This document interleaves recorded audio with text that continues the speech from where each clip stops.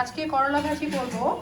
এখানে আমি করলাগুলোকে গোল গোল করে কুচি করে নিয়েছি, আর এখানে আমি ব্যবহার করব দেশি ছোট লাল আলু। কড়াইতে তেল দিয়ে এখানে আমি পেঁয়াজ আর কাঁচামরিচ কুচি করে ভেজে নিয়েছি, সামান্য কালি জিরে দিয়ে দিচ্ছি। এখন এর মধ্যে কুচি করে রাখা ছোট আলুগুলো দিয়ে দিচ্ছি।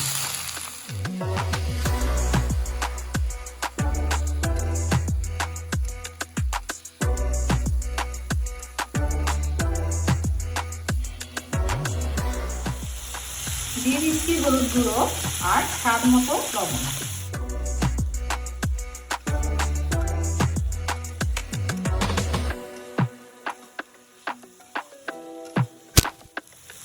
আলুগুলো হালকা ভেজে নিয়েছি, এখন এর মধ্যে আমি কুচি করে রাখা করলাগুলো দিয়ে দিই।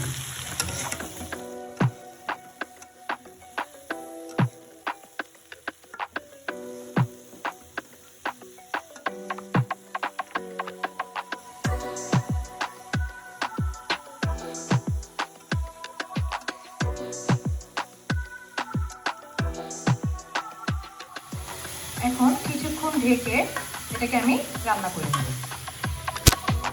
করলা ভাজি হয়ে গেছে। গরমের দিনে এটা খুবই স্বাস্থ্যকর একটি খাবার। আজকে এখানেই শেষ করছি।